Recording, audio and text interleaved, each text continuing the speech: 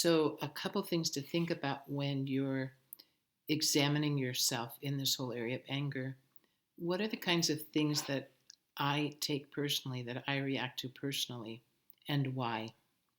Why do they trigger such an emotional response in me? And that becomes very important because I think one of the things that you see in our culture today is that people are addicted to outrage. That's actually the title of a book. I think Beck wrote the book. I haven't read the book, but the title immediately spoke to me as true. People are addicted to outrage. They feel as though they have a right to criticize everybody and everything. And what happens in the process is they assign certain intentions or motives to other people that may or may not be true. Jesus, when he was being crucified on the cross, he didn't assign any motives or intentions to the people crucifying him. He simply gave them the benefit of the doubt in a way. He simply said to the Father, "Forgive them, for they know not what they do."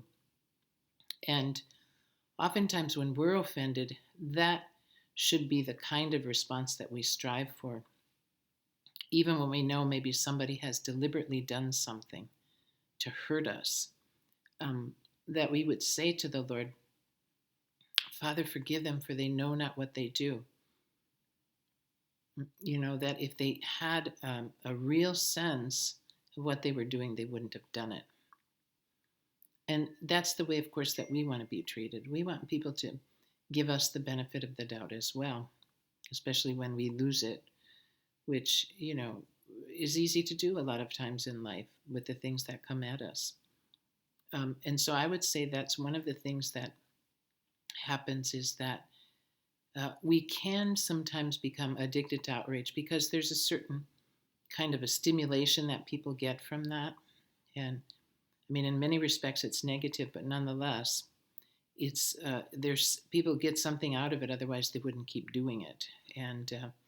But it takes an effort, and it takes an effort that comes through the practice of virtue to conquer ourselves in these areas. Some of the greatest saints had a reputation for being mild and gentle and kind, but actually were people who had conquered that tendency to anger in themselves.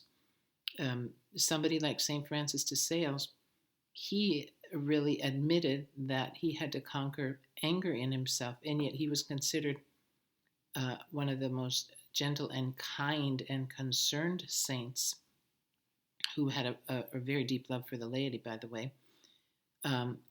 But that presentation of his person came at the price of practicing virtue against his tendency to be angry. And so, I mean, I think that's something that we need to look at. We live in a culture where we're addicted, really, to outrage, where we like to be morally righteous and judge other people. And there are many reasons for that, especially in the culture that we live in terms of moral relativism, etc., why we do that. And we have the habit, as I said, unfortunately, of interpreting people's motives or assigning motives to people that we have no real way of knowing are really a part of what's moving them to speak in the way they do or to act in the way they do. Nobody knows the inner thoughts or the inner heart of another person, not really. And so we want to be very careful with that because that's all tied into anger. And I think the other thing too is that we have to be careful today is this is an area too that I think we need to examine in ourselves. We want to be careful with taking on a spirit of offense. You walk around today and many people are very easily offended by everything. They take everything personally. It's almost as though they're looking to be offended. And part of that, I think, comes from the victim mentality that a lot of us have maybe been exposed to in the culture that we live in, where we just think that automatically, we deserve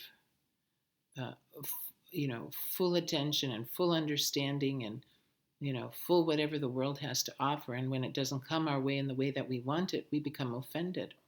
And that can take place in big relationships and little relationships. And all it says is that you're You're moving out of your own ego, that you're the center of your own world, that you're caught in yourself.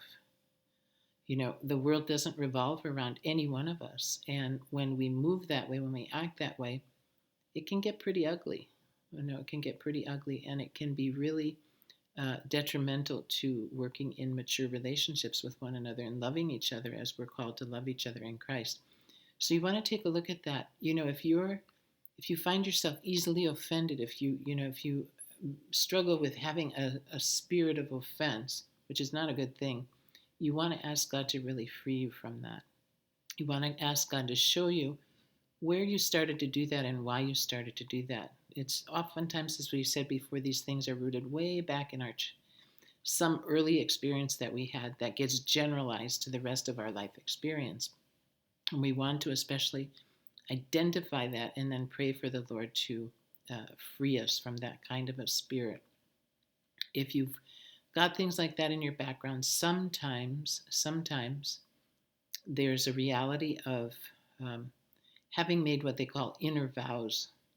So, for instance, you're really hurt when you're little, and without realizing it, you sort of subconsciously say, I'm never going to let anyone hurt me like that again. Well, that's a kind of a vow that you put upon yourself, but actually that's a vow that later on in life really has to be renounced, because what you do is you limit yourself in relationship to others, and especially in relationship to God.